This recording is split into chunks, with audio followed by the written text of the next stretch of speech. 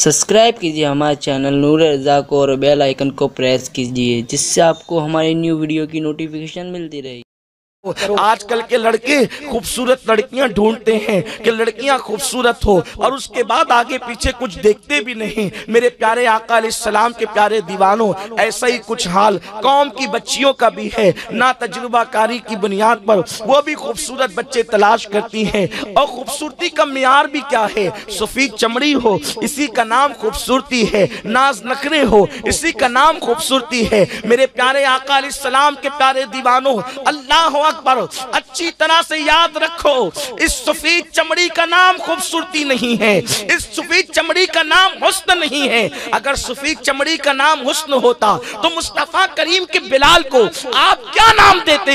ये सैयदना बिलाल है। अल्लाह अकबर। पता चला हुस्न असल तकवे का नाम है, हुस्न असल दीनदारी का नाम है, हुस्न असल परहेजगारी का नाम है, हुस्न इश्क मुस्तफा का नाम है। अल्लाह अकबर। अगर दिल के अंदर तकवा पैदा हो जाए तो इंसान इतना हसीन हो जाता है कि अल्लाह तबारक व तआला भी उससे मोहब्बत करता है, फरिश्ते भी उससे मोहब्बत करते हैं। मेरे आका फरमाते हैं, लोग सिर्फ हुस्न देखकर निकाह करते हैं, सिर्फ हुस्न देखकर निकाह न किया जाए, बल्कि अल्लाह के हबीब ने आगे वजाहत फरमाई है। मेरे आका अलैहिस्सलाम के दीवानों, हुस्न सिर्फ देखकर निकाह इसलिए नहीं किया जाना चाहिए क्योंकि अगर एक औरत का हुस्न देखकर निकाह किया गया है, वो 2-3 बच्चों की माँ हो जाएगी तो उसका हुस्न ढल जाएगा। इसीलिए फिर इंसान जो है उससे वो मोहब्बत का ताल्लुक नहीं रखेगा जो मोहब्बत का ताल्लुक होना चाहिए। मेरे आका सल्लल्लाहु अलैहि वसल्लम के प्यारे दीवानों, जो हुस्न के पुजारी और फरेबता होते हैं,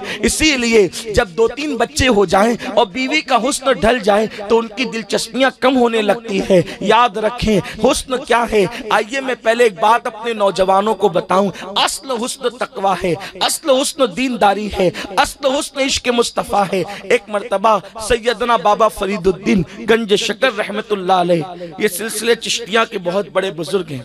हम चिश्तियों ने सैयदना बाबा फरीदुद्दीन गंज शकर को जिस शान का बुजुर्ग माना है, ये हमारा हिस्सा है। और सिलसिले चिश्तिया में बाबा फरीद को शहबाज कहा जाता है। ये बाबा फरीद गंज शकर हुजूर गरीब नवाज के सिलसिले को बर्र सगीर में सबसे ज्यादा आम करने वाली जात अगर कोई है तो सैयदना बाबा फरीदुद्दीन गंज शकर है। इनका नाम असल नाम मसूद है, मसूद। इनके पीर और मुर्शिद ने इनको फरीद कहा। और फरीद कहते हैं जो अपने दौर में यकता और अकेला हो, यानी उस जैसा कोई ना हो, इसीलिए आपको फरीद कहा गया। फरीदुद्दीन दीन में यकता और यगाना और सबसे तन्हा है, बेमिसल बेमिसाल है हजरत सैयदना बाबा फरीदुद्दीन गंज शकर। इतनी इबादतें और रियाजतें की है कि आपकी इबादतों को देखकर कौवे और चील समझते थे कि ये मुर्दा है, तो आपके गोश्त को खाने लगे। बाबा फरीद ने इतनी रियाजतें की है, इतनी रियाजतें की है। तो जब गोश्त खा कर एक कौवे ने आपकी आंखें खाना चाहिए तो आप बोल पड़े, कागा कागा चुन चुन खाइयो, खाइयो सारा मांस। कागा कागा चुन चुन खाइयो, खा जाइयो सब मांस। मोहे दो नैना मत खाइयो, मोहे पिया मिलन की आस। फरमाते अगर तुझे खाना है, एक कौवे मेरा पूरा जिस्म खा ले, लेकिन मेरी 2 आंखें मत खाना, इसलिए कि जिसके लिए इबादत कर रहा हूं, अगर तूने वो 2 आंखें खा ली तो मैं अपने पी से कैसे मिलूंगा, उसकी जियारत कैसे करूंगा। इसलिए तू चुग चुग करके मेरा पूरा जिस्म खा जा, मैंने कोई एतराज नहीं करना, लेकिन मेरी 2 आंखें नहीं खाना, क्योंकि इन्हीं 2 आंखों से तो मुझे अपने महबूब से मिलने की उम्मीद है, इस आस है। वो बाबा फरीदुद्दीन गंज शकर रहमतुल्लाह अलैह, जिसको गरीब नवाज ने शहबाज का लक़ब अता फरमाया। सरकार बाबा फरीदुद्दीन गंज शकर, आपकी एक कनीज थी, बड़ी खूबसूरत थी, उर्फ में बहुत खूबसूरत थी, हसीन और जमील। वो चले तो हरन की चौकड़ियां भरना याद आ जाए, वो बोले तो फूल झड़ते हुए नजर आए, उसके रुखसार को देख करके लाला की शबाब को लोग याद करें, उसके बालों को देख करके संबुल की याद ताजा हो जाए, उसकी आंखों को देखकर नरगिस के फूल याद आए, उसके जिस्म की नजाकत को देखकर पंखड़ियों की यादें ताजा हो जाए। ऐसी हसीन और जमील सैयदना बाबा फरीदुद्दीन गंज शकर की कनीज थी।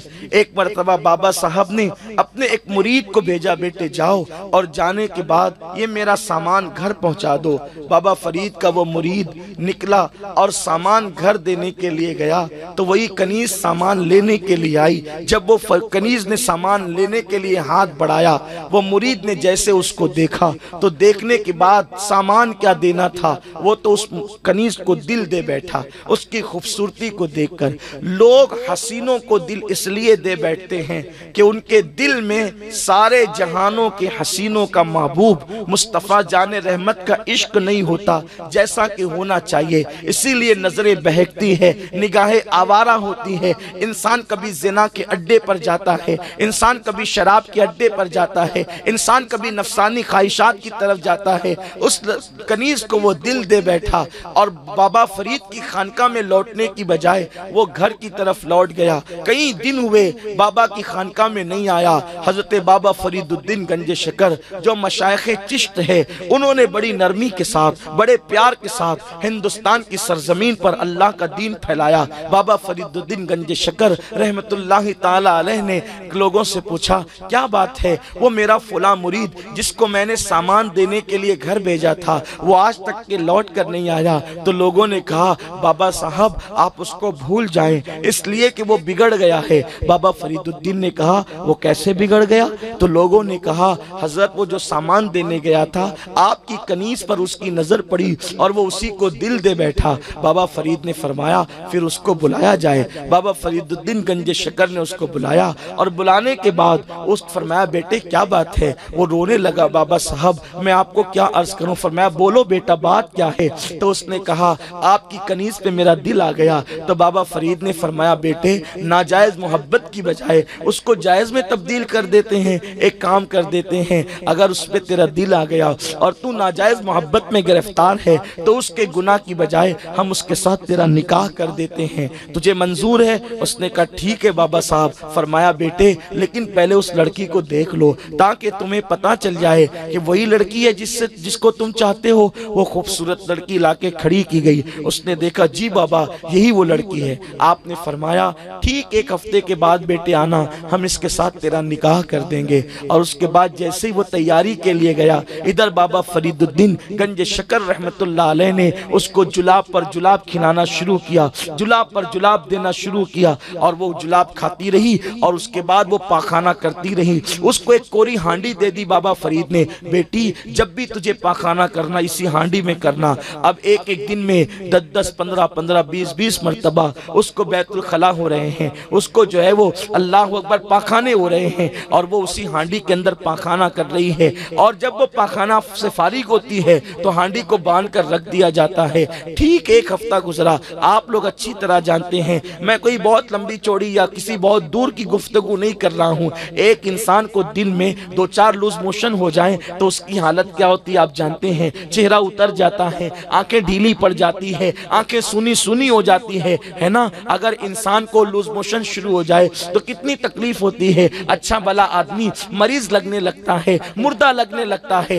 एक हफ्ते तक मुसलसल वो पाखाने पर पाखाने करती रही, उसका हाल क्या होगा? अब वो बिस्तर से उठने के काबिल न रही। जो रुखसार लाला की याद दिलाते थे, उन रुखसारों का हाल ये हुआ, वो पीले पीले पड़ गए, वो अंदर को धस गए। आंखें जो नरगिस के फूलों की याद ताजा करती थी, वो आंखें सुनी सुनी हो गई। उसके बाल जो सुंबुल की याद दिलाते थे, ऐसा लगता था जैसे किसी घोंसले को किसी बाज ने उजाड़ दिया हो। इस तरीके से उसके बालों का हाल हो गया। वो चलने फिरने के काबिल न रही, वो बोलने के काबिल न रही, ना वो बोलती थी। अल्लाह अकबर, जब वो बोलती थी तो फूल झड़ते थे, अब तो वो बोलने के काबिल भी न रही। जब पूरा हफ्ता हो गया तो वो पूरी तैयारी के साथ निकाह के लिए आया। बाबा फरीद ने फरमाया, बेटे निकाह से पहले एक मर्तबा लड़की को देख लेना चाहिए, ये हमारे आका की सुन्नत है। वो लड़की मैं तुझे दिखा दूं जिसके साथ तेरा निकाह होने वाला है। उसने कहा, बिल्कुल। वो तो तसव्वुर ये लेकर के आया था कि अब मैं उस लड़की के साथ शादी करूंगा जिसका हुस्न जमाल